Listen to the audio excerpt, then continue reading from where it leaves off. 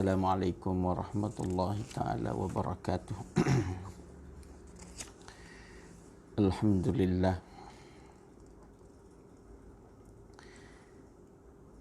wassalatu wassalamu ala Rasulillah Sayyidina Muhammadin wa ala alihi wa sahbihi wa man tabi'ahum bi ihsanin ila yaumiddin. Amma ba'd. Qala Allah subhanahu wa ta'ala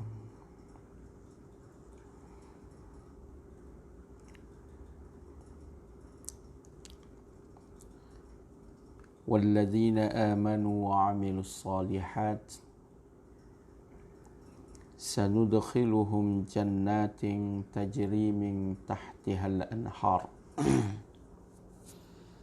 khalidina fiha abada wa'adallahi haqqan wa man asdaqu minallahi qila laysa bi'amaniyikum wala amaniyyi ahlil kitab man ya'mal su'a yujza bih ولا يجد له من دون الله وليا ولا نصيرا ومن يعمل من الصالحات من ذكر أو أنثى وهو مؤمن فأولئك يدخلون الجنة ولا يظلمون نقيرا.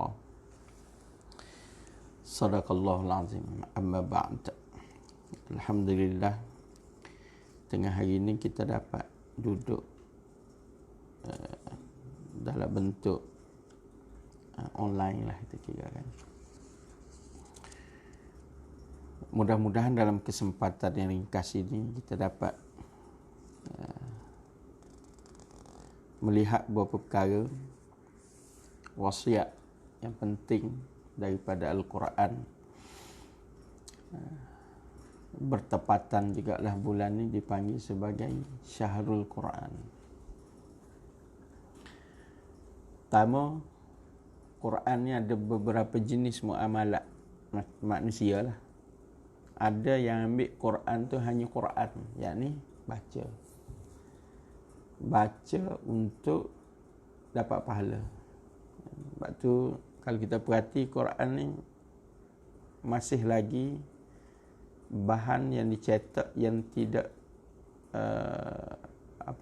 tidak mengalami kerugian.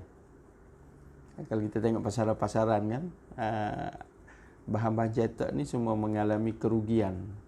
Surat khabar, macam-macam jenis yang dulunya top dari sudut jualannya jatuh, tapi Quran tak jatuh. Kerana orang Islam mengambilnya sebagai satu akidah, kerana syarat beriman kepada Allah Subhanahu Wa Taala itu ialah beriman dengan Alkitab. Jadi salah satu Alkitab itu ialah Al-Quran Al-Karim.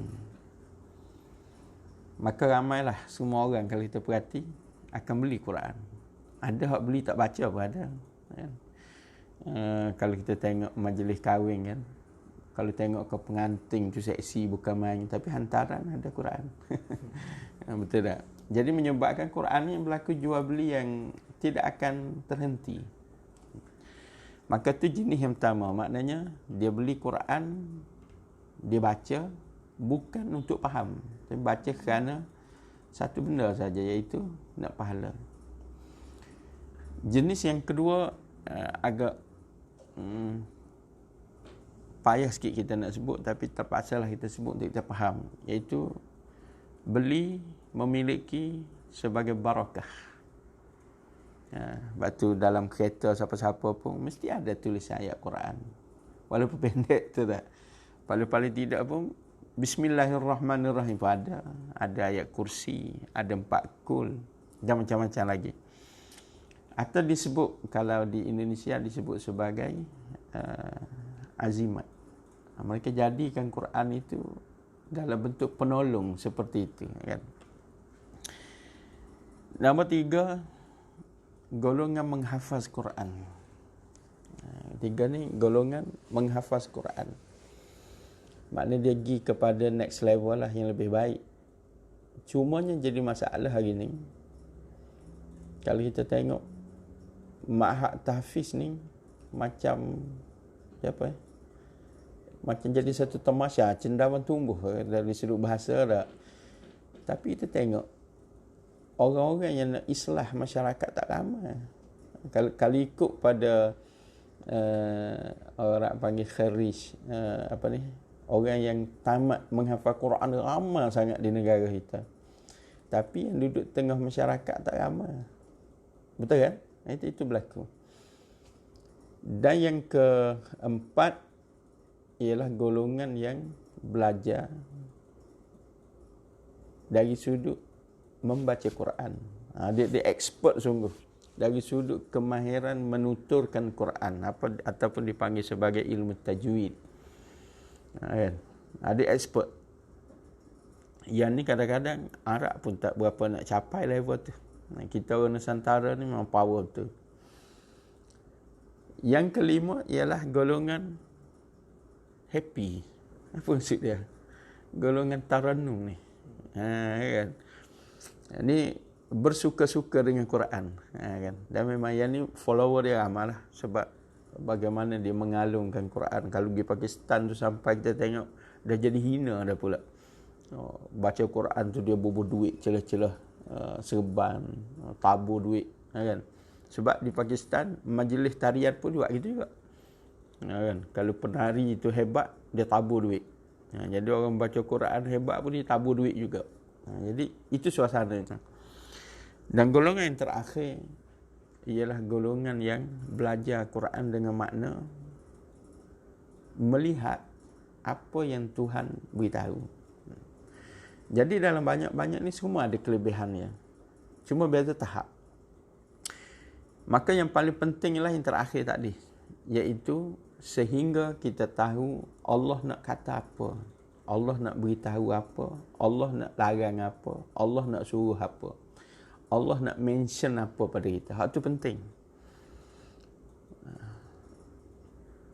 Kalau kita perhatikan, tak ada seorang pun membeli sesuatu bahan bacaan untuk tidak dibaca. Jarang kita jumpa itu. Dah hampir tak ada lah. Nombor dua, orang membaca sesuatu untuk tidak faham sesuatu. Kan? Pelik kalau kita jumpa orang, dia baca sesuatu, kemudian dia kata bukan untuk tahu pun. Baca saja-saja. Lepas habis baca, kita tanya, apa yang kau baca? Entah. Rasa tak pernah jumpa kan? Tak pernah jumpa.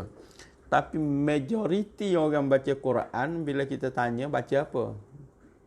Dia tak boleh nak jawab. Dia membaca, tapi dia tak tahu. Bukan masalah ni berlaku pada kita yang tidak menuturkan bahasa Arab. Kerana Quran sudah diterjemah. Hal yang sama berlaku pada orang Arab.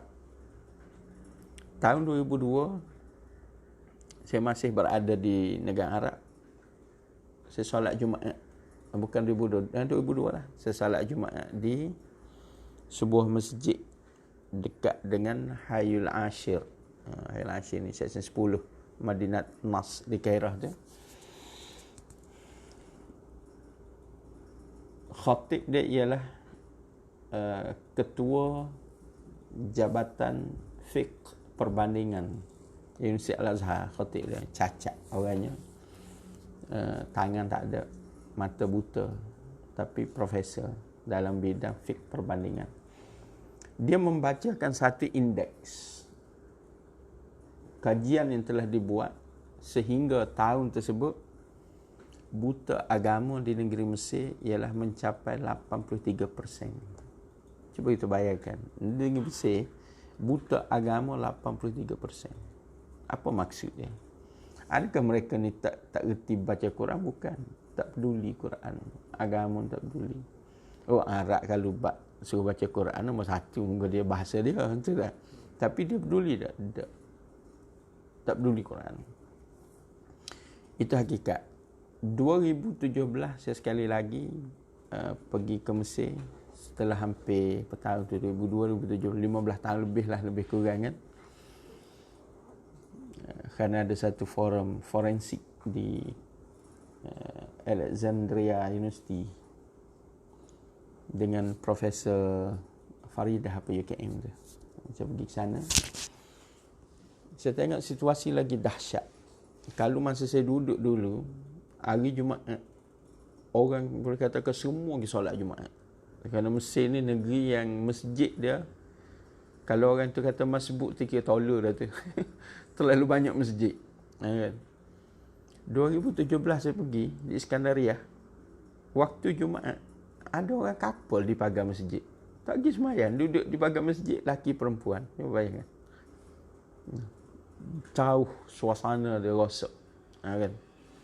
Dan saya tengok satu program BBC apa dia panggil. Ada dekat Astro tu, kebetulan saya singgah di satu tempat orang pasang channel tu. Saya tengok rancangan Hayya Ya Syabab, rancangan orang Arab.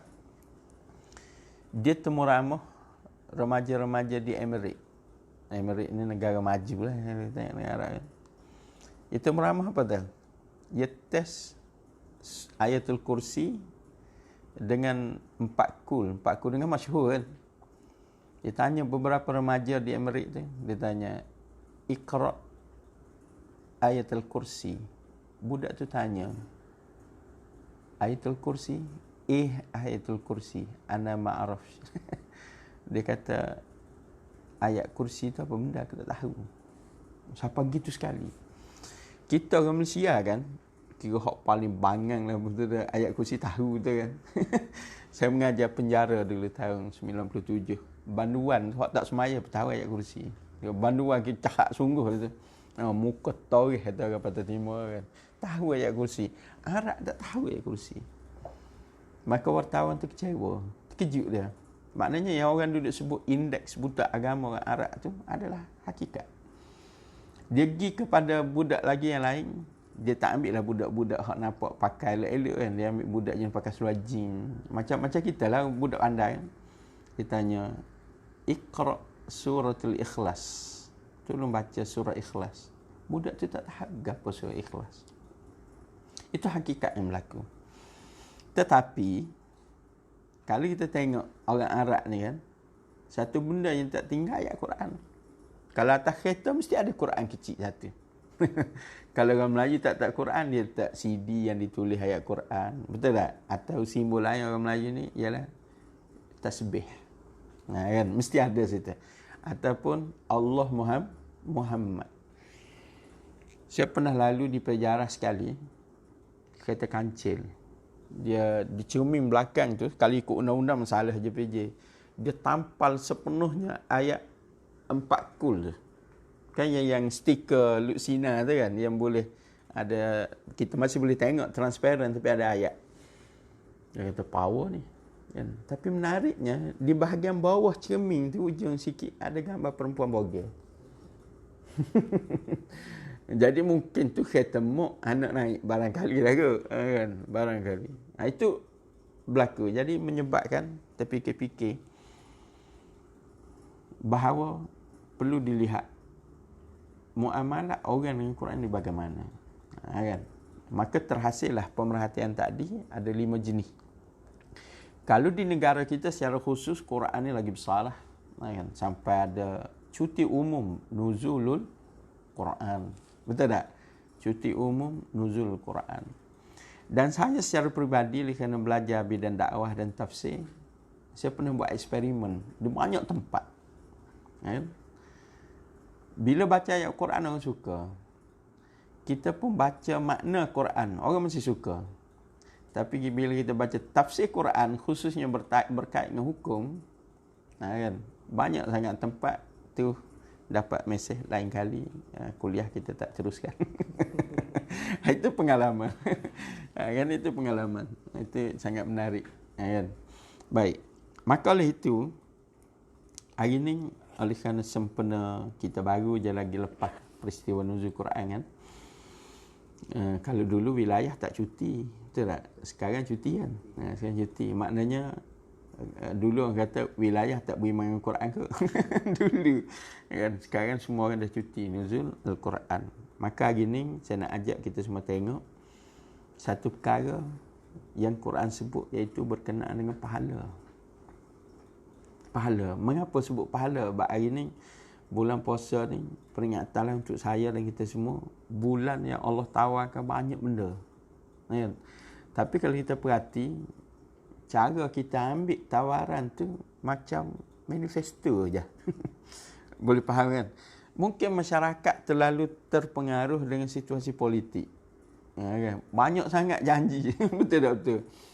Janji. Jadi kadang-kadang seolah-olah hak Nabi janji, hak Tuhan janji tu dia letak sama macam janji-janji ahli politik. Barangkali lah ke Allah Ta'ala alam tu telahan yang mungkin kata dangkal lah. Tapi kalau kita perhati situasi dia nampak gitu. Betul tak betul?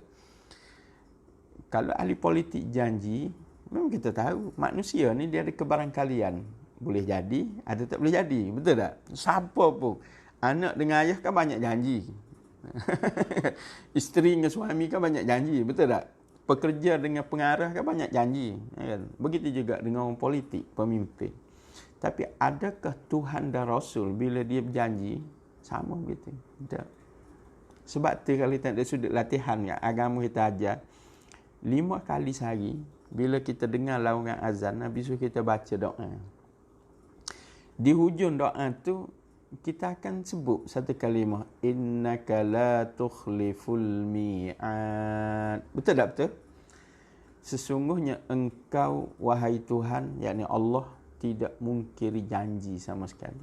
Tak mungkir janji. Kita ulang sebut, tapi hakikatnya seolah-olah kita tak sebut benda tu.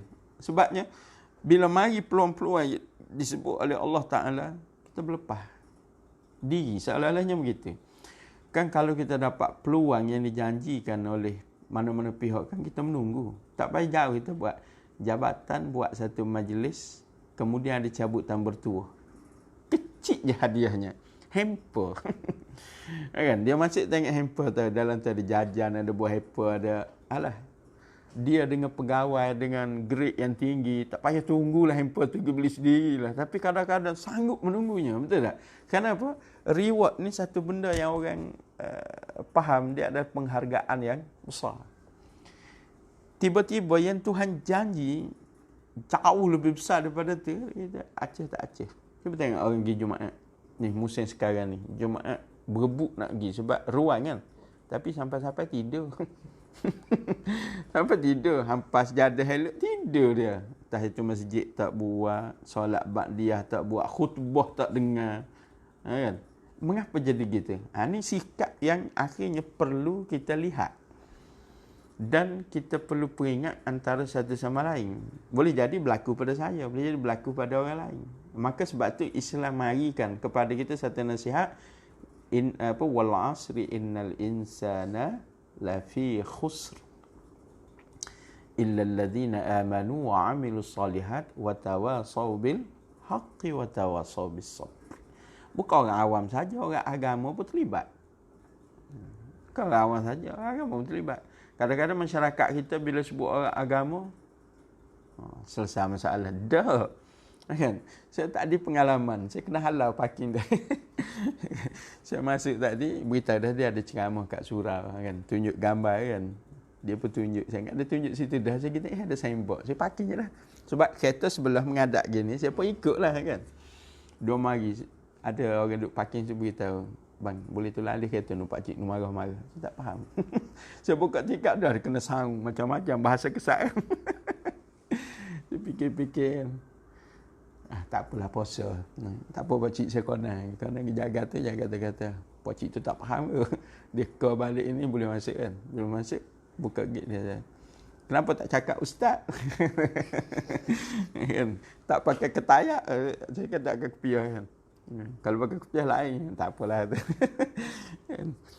Itu situasi, satu keadaan yang berlaku kepada diri kita kadang-kadang. Dia berlaku tanpa pengajaran. Betul tak? Tapi kadang-kadang kita perlu melihatnya dengan pengajaran. Betul kan? Begitu. Macam kawan saya pernah kena, dia naik motor pergi ke sebuah masjid, ada parking. Dia letak situ ada announcement, sila alih motor di tempat parking penceramah. Hinanya sebab apa? Dia naik kenderaan yang tidak berharga.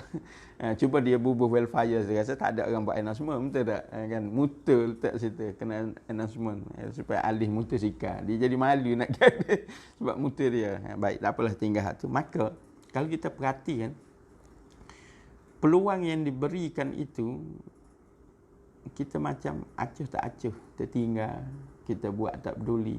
Maka semua orang terlibat. Orang agama ke orang tak agama ke sama sebenarnya kadang-kadang tu. Kan? Berapa banyak orang agama yang pergi ke surau hanya kerana jemputan. Kalau tak jemput, tak pergi, betul tak? Kat mana kita tahu? Status WhatsApp. Orang duduk semayang Isya, dia duduk post gambar makan dekat kedai. Logik tak kita? Kalau kita fikir dengan maaf ni, kalimah ni memang orang tak suka kalau sebut, betul tak? Kalau kita fikir, logik tak penceramah post gambar makan dalam duduk surau pula tu? Pada waktu orang solat Isyak. Macam mana? Kalau kita merenungkan, benda tu tak elok, betul tak? Tapi masyarakat bila sebut ustaz kan, baik belaka. Betul tak betul? Bila sebut ustaz, oh baik. Begitu. Kalau masyarakat awam buat gitu, dia mungkin bukan satu kesalahan besar sebab dengan tak tahunya, dengan tak fahamnya. Kan? Jadi, sebab tu peringatan ni kena pada semua pihak. Daripada atas sampai ke bawah.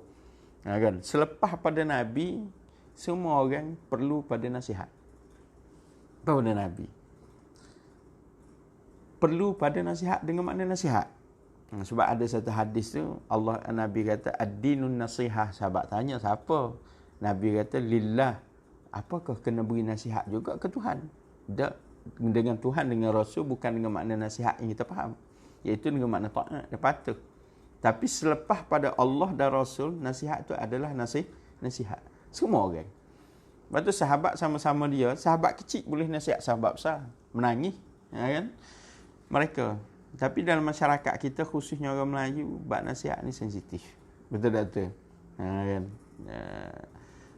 Ada satu pepatah yang sangat buruk lah sebenarnya sudut agama. Jangan jaga tepi kayu orang. Betul tak betul?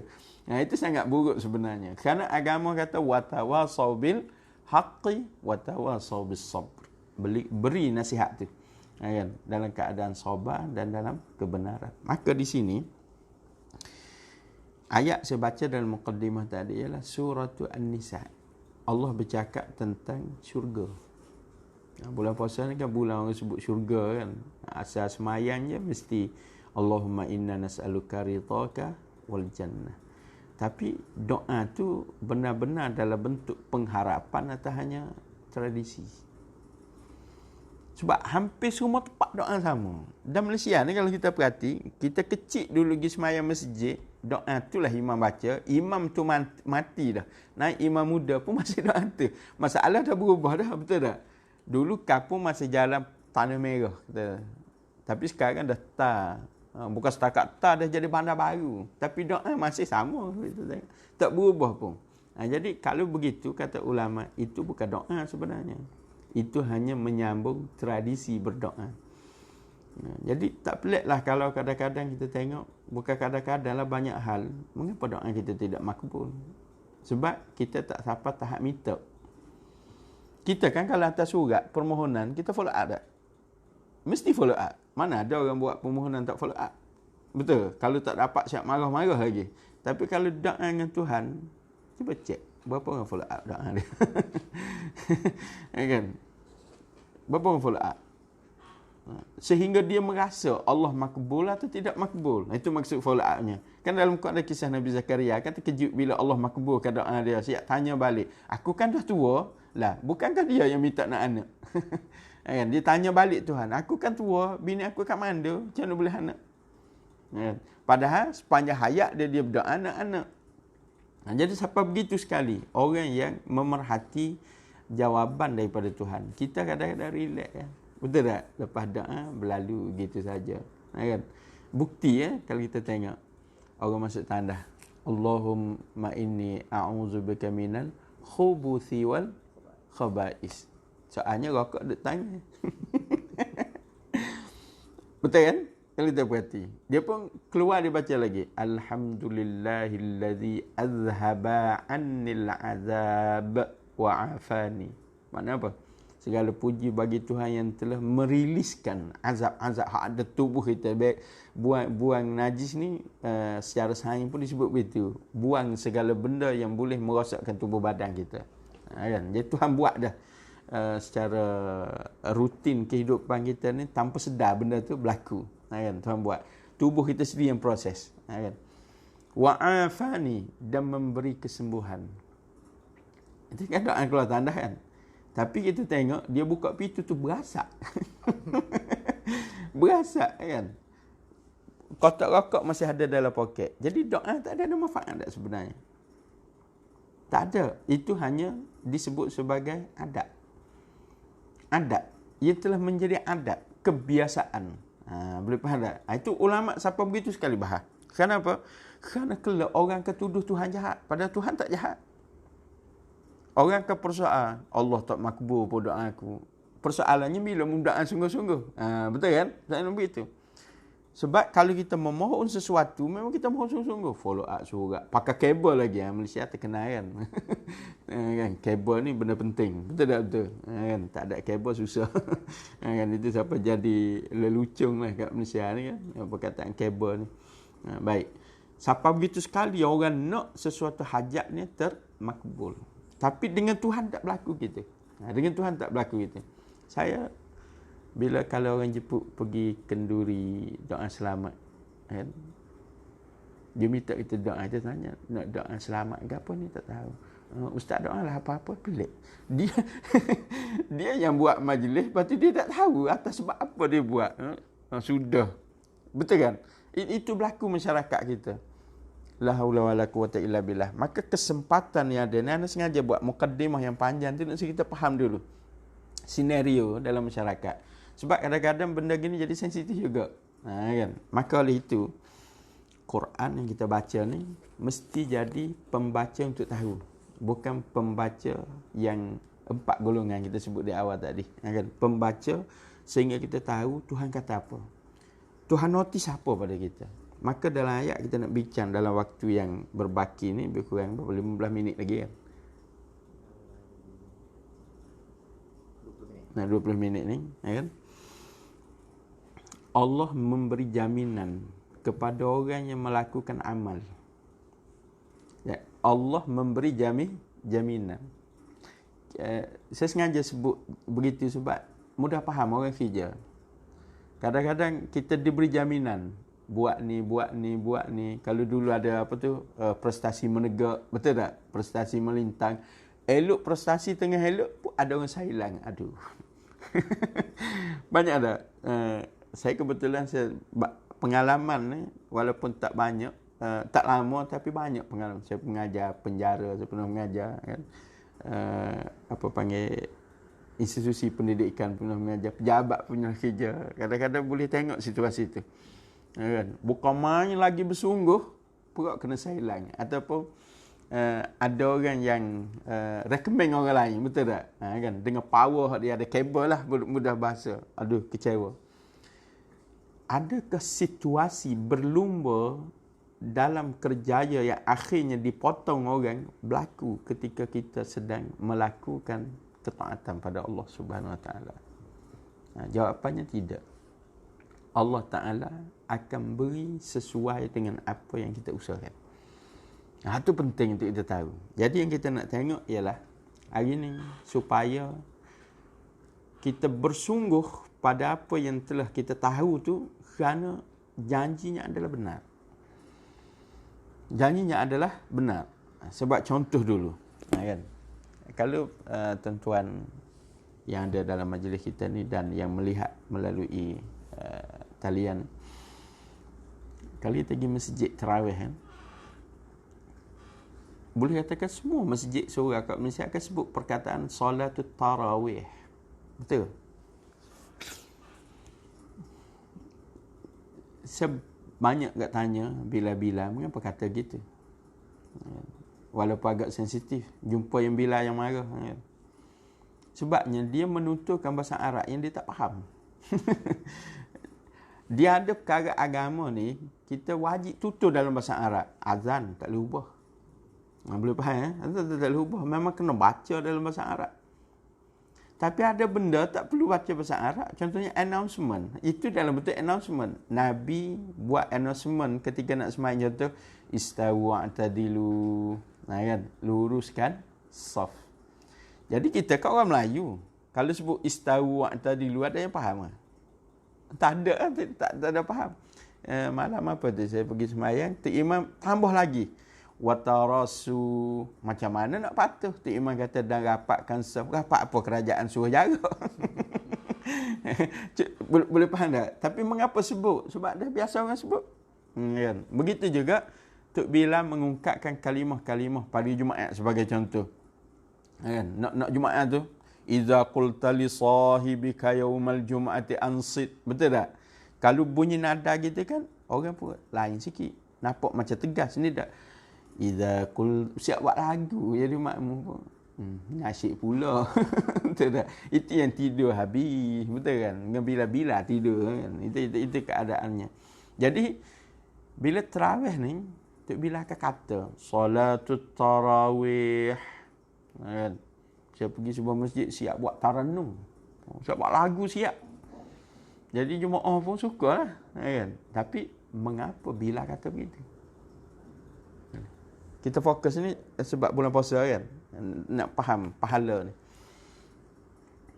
Perlu ke Tok Bilal kata gitu? Adakah Nabi suruh kata gitu? Adakah sahabat dulu buat gitu? Tak pernah berlaku.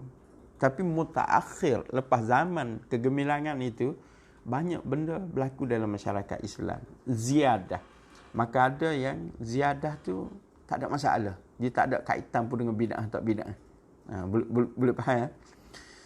Maka hari ni kalau kita duduk tanah Arab pun, kalau Masjidil Haram pun memang dibuat announcement tu. Tapi Tok Bilal sebut lagu lain. Salatul Qiyam. Aja dengar kan? Tapi kat kita tak sebut. Dia sebut Salatul Tarawih. Kan? Di zaman Nabi tidak pernah dikenali dengan nama tarawih. Tak pernah. Nabi hanya sebut qiyamul lail, sembahyang malam bulan Ramadan. Man qama ramadana, perkataan hanya ada qama, mendirikan. Boleh ya? Tak ada. Dikenali perkataan tarawih ni zaman kemudian ketika ulama menyusun fiqh tentang ibadat, barulah dijenamakannya dengan salatul tarawih. Tu kita kena tahu tu. Macam duduk sebut semayang hajat lah, semayang gotu lah, semayang gani lah. Kan? Dia bergantung pada niat. Semayang tu sama je 2 rakaat. Tapi pak kita tak boleh kena ada banner. Solat hajat beramai-ramai. Solat tu solat ni. Tak tahannya solat taubat berjamaah. Jenah tu imam nak doa dosa apa tu imam ada ni. Solat taubat berjamaah. Kan pelik tu. Betul tak betul? Dosa ni benda rahsia. Betul kan? Kena tutup. Tiba-tiba buat solat taubat berjamaah. Ni memang pelik tu. Tu khusus orang Nusantara. Tu pelik-pelik gitu. Baik. Jadi, sebenarnya, wujudnya perkataan tarawih itu sebab semayang tu lama. Nabi kalau semayang dia baca surah penuh. Kena surah Baqarah dak ke 2 jam. Dan semalam saya baca masih ada dekat Tanah Arab. Tok Syekh ni dia jadi imam semenjak tahun 85. Sampai sekarang satu malam semayang tarawih dia 9 juzuk. 9 juzuk. Sepanjang bulan Ramadan, masjid dia tu khatam 12 kali lebih kurang. Hanya melalui tarawih. Kita nak khatam melalui bacaan santai pun jenuh, betul tak? Jenuh, kena push. Kan? Itu keadaan. Maka, lamanya mereka berdiri, mari zaman Sayyidina Umar, berlaku penambahan rakaat jadi 20. Mereka berehat 4 rakaat. Sebab Nabi dulu, semayang 8 pun kata Aisyah, Nabi berehat 4 rakaat. Kan? Masa rehat tu dipanggil tarwihah, duduk santai rehat. Sebab apa? Penat berdiri. Kita hari ni tak ada penat, 3 ayat je tu imam baca. Kena penat. Tak ada penat, betul tak? Jadi begitu keadaannya. Maka terkenalah solat tu dengan nama tarawih. Nah, tu kita kena tahu. Jadi sebenarnya bila Tok Bilal kata solatut tarawih, makmum kena expect apa dia? Lama ni. Sebab apa?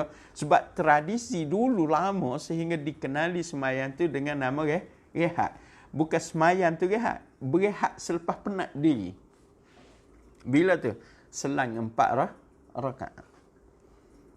Kan? Dan di Mekah zaman dulu, mereka tambah pula. Berehat nak buat apa? Rehat tu nak buat apa? Maka oleh kerana ada Baitullah, mereka tawaf. Lepas 4, tawaf 7 pusingan. Berhenti lagi 4, tawaf lagi 7 pusingan. Mampu tak agak-agak? Mampu kita Melayu dah salah. Kita orang Melayu ni dah cakap lah bab tu. Betul kan? Itu hakikat. Zaman Imam Malik, dia duduk Madinah kan? Imam Malik tengok orang Mekah boleh tawaf. Madinah boleh tawaf tak? Tak boleh. Imam Malik tambah lagi 4 setiap kali waktu rehat tu. Sebab tu mazhab Maliki kebanyakannya mereka sembahyang 36 rakaat tarawih. Temenung kan kita kalau sebut di Malaysia kan, temenung alamat 36 rakaat. Kita 8 pun siap dah bergaduh dah, betul kan? 8 tu witir dah tinggal dah, betul tak betul? Nah, itu hakikat. Mengapa tinggal dah? Tu kita nak bincang ni sebab tak nampak janji Allah tu. Mengapa mereka sanggup buat? Kerana mereka dahagakan janji Tuhan. Yakni pahala dan syurga. Itu perbezaan dia. Saya sebut dulu sepatah lalu. Maka hadirin dikasihi Allah Subhanahu Wa Taala yang hadir di sini dan yang melihat melalui talian ni, syarat untuk dapat apa yang Allah janji itu satu ya. Bacalah mana-mana ayat Quran. Apa dia? Amanu wa amilus solihat. Ini beliklah mana. Contoh ayat surah Al-Asr tadi kan. Allah kata apa? Illal ladzina amanu wa amilus solihat. Kan? Beliklah mana-mana ayat dalam Quran. Bila Allah nak beri ganjaran atau Allah nak mengangkat darjat atau martabat, Allah akan gabung dua benda tu. Amanu wa amilus solihat. Ataupun Allah guna sirah yang lain tapi maknanya tetap sama. Maka ayat ni kata Allah, walladzina amanu wa amilus solihati sanudkhiluhum jannatin tajri min tahtihal anharu khalidina fiha abada. Ini syurga ni. Apa kata Allah? Ayat 122 surah An-Nisa. Dan orang-orang yang amanu telah beriman, wa amilus solihat dan telah melakukan amalan soleh. Itu syarat dia. Lepas beriman tak boleh duduk saja. Kita ni hari ni beriman lepas tu ikut kita. Betul tak? Tuhan kata lagu mana, Tuhan larang apa. Kalau ni kan budaya tu lantak lah. Betul tak? Saya pernah ni orang yang ada kesedaran. Saya pernah dulu masa saya kerja, waktu rehat macam ni lah, saya dijemput oleh MISC, Malaysian Shipping tu, yang perkapalan. Jadi pejabat saya sini tengok waktu rehat dan kedek boleh keluar awal, okey, gilah sekejap di Kelang dia punya tu. Dan satu lagi sini dekat menara apa tu, ada MIC juga, ada HQ dia tu dekat Daya Bumi kan. Saya pergi sana, ni bulan puasa, kebetulan bulan puasa, Ihya Ramadan majlis dia. Lagi Allah, daripada atasan sampai bawahan semua dalam majlis besar.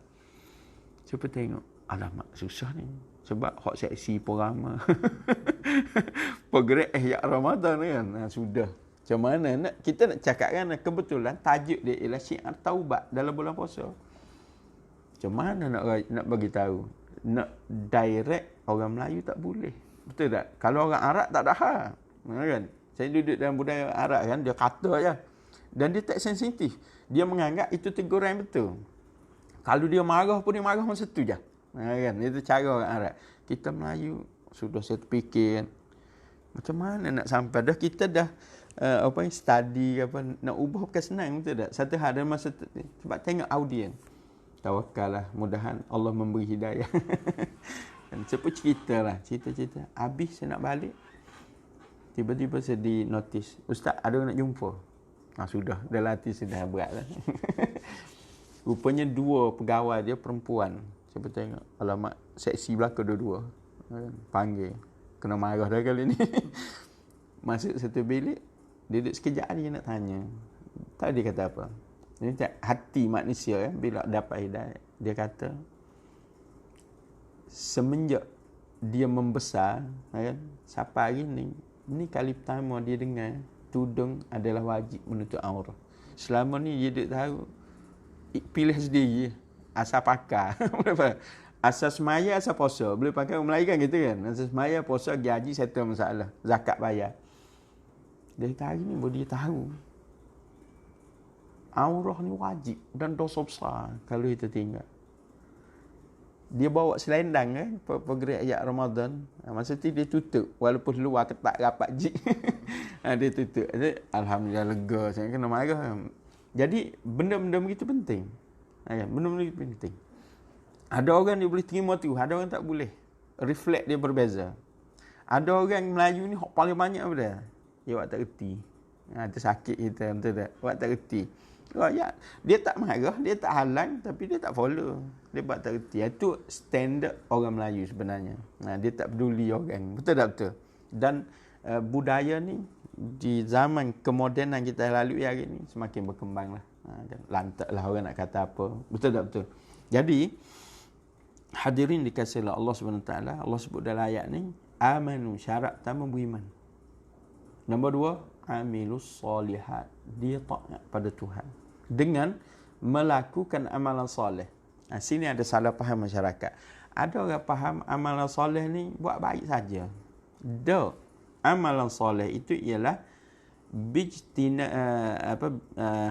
Allahumma salli ala Muhammad. Imtithalul awamir, buat hak Tuhan suruh. Wajtinabun nawahi, tinggal hak Tuhan larang. Itulah amalan soleh. Tu kita kena faham betul-betul. Sebab orang Melayu dia kata hak soleh ni hak buat baik je. Tinggal perkara maksiat tu bab lain. Tak melakukan ketaatan, meninggalkan maksiat, itulah dikatakan amalan soleh. Sebab tu bila orang tinggal benda lara, orang tak panggil dia soleh. Tapi kalau dia rajin gisu, orang panggil dia soleh kan. Dia tinggal benda tak elok, orang tak panggil juru bahasa Betul Timur. Tapi kalau dia nampak rajin gisu, tolong orang, juru budak ni. Betul tak betul? Itu salah faham. Sebenarnya, baik itu ialah mesti berlaku dua perkara tadi. Buat yang elok, tinggal yang tak elok. Baru baik. Bukannya buat yang elok, hak tak elok tu ikut dia. Itu tak baik menurut agama. Kerana taubat dalam Islam tu sifat makna dia gitu. Apa dia? Berpindah dari amalan buruk ke amalan baik dengan tuntunan syarak. Bukan dengan akal kita. Ada benda baik, akal kata baik. Tapi ada benda baik, agama tak kata baik. Kan? Agama tak kata baik. Jiran kita janda. Selalu diganggu. Kita pun kata, tak apalah saya bermalamlah rumah dia. Kerana nak membantu. Baik betul tak? Pada nilai kemanusiaan. Tapi tak baik secara agama. Sebab apa? Di situ dilarang. Orang asing tak boleh duduk itu. Kalau nak jaga dia kena duduk luar. Betul tak betul? Itu hakikat. Kalau orang JKR lagi lah. Boleh faham lah kerja contoh outstation. Staff lelaki saya apa seorang macam mana tu. Naik Pajero sekali. Betul tak betul? Tu kan baik dia sudut kerja. Tapi agama kata tak baik. Betul tak? Itu kita kena faham. Tak baik bab apa? Bukan bab kerja tu. Bab pairing tu. Berdua. Musafir yang carawuh macam-macam. Kan? Akhir sekali dia rasa susah payah hidup. Dia dengan orang tu, dengan suami tak rasa mana dah. Suami pula kerja dengan orang lain pula. Betul kan? Itulah masyarakat kita pada hari ini. Wal'iyadzubillah. Maka kata Allah, siapa yang hidupnya gitu. Faham ya? Yang hidupnya gitu. Tak payah beriman, buat amalan soleh. Buat amalan soleh ni sebenda lagi. Ulama minta kita perhati. Bukan dengan makna tinggal dunia. Bukan gitu. Dunia ni kita lalu dengan mengikuti perintah Tuhan. Hak haram kita tinggal. Itu maksud dia. Boleh faham tak? Ada orang siapa poksi belaka. Akaun bank pun tak ada. Mengapa? Riba. Kan bank Islam sopo. Sebab kita tengok ada term ada perkataan interest. Boleh faham tak? Sopo je. Kan? Itu masalah dia. Maka yang dikatakan oleh Allah SWT di sini ialah amanu wa amilus solihat. Jadi kalau bulan puasa ni kita puasa, kita tak cara ke benda maksiat. jaga mata kita. Itu taat tu. Kan? Masuk waktu buka, kita buka. Ada orang sengaja. Tak apalah, kejap lagi. Sebab tahan lagi. Boleh faham tak? Tak boleh. Wajib. Nyahu pula pukul 12. Sahur dah. Sahur pada bapak apa pukul 12. Kan trend kan banyak kat kedai-kedai mamak tanya. Ji, sahur. Itu bukan sahur. Sahur tu ialah waktu sebelum subuh. Kena faham tu. Kalau pukul 1, sahur tak? Tak, tu makan malam. Kan? Tuhan suruh bangun makan. Ada tujuan dia, taat pada Allah Subhanahu wa ta'ala. Walaupun lukmah, hanya sesuap makanan. Kan? Walaupun seteguk air. Kan? Jadi, hak Tuhan suruh buat tu kita buat. Hak Tuhan suruh tinggal, kita tinggal. Kan? Tu bulan puasa. Tarawih. Nabi buat. Sahabat buat. Maka kita buat. Sepertinya begitu. Boleh faham? Baca Quran. Qiyamul Lail. Kata Allah. Siapa buat lagu ni, tak perhati Allah sebut. Sanudkhiluhum jannat. Kami akan masukkan dia ke dalam syurga. Tuhan sebut. Kami akan masukkan dia ke dalam syurga. Baik, sejauh mana kita faham kataan ni? Dengan perkataan biasa dengar. Siapa yang capai tahap dedikasi kerjanya begini, saya akan recommend dia ke jawatan ini. Oh, masa tu kan kita kejar. Apa perasaan kita? Belum nak, betul tak? Sebab kita tahu bos kita ni memang boleh recommend kita dengan kedudukannya. Kita akan buat. Sekarang ni Tuhan sendiri announce dalam Quran. Sanud. Huruf nun itu maksudnya Tuhan. Sanudkhiluhum. Kami akan memasukkan mereka. Yang tadi tu. Jannatin tajri min tahtihal anhar. Khalidina fiha abada. Ke dalam syurga yang mengalir di bawahnya sungai dan mereka akan kekal di dalamnya buat selama-lamanya. Allah. Berapa banyak orang yang berlumba tadi tiba-tiba pengarah tu tukar. Aduh, tension. Saya dah jumpa banyak dah pengalaman begitu kan. Ji, bukan itu dah nak naik pangkat. Duh, bos pindah. Bos pindah, tak boleh nak recommend. Sebab mari orang lain, dia ada kaki dia. Betul tak betul? Itu kan trend kan masyarakat kan. Orang lain pegang, dia ada kaki dia sendiri. Kan? Itu hal yang berlaku. Saya selepas habis saya kerja, saya buat bisnes. Printing. Kan?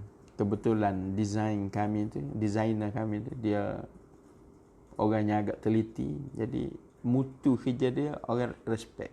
Itu iklan babas tepi jalan tu. Itu hasil tangan dia tu. Okay.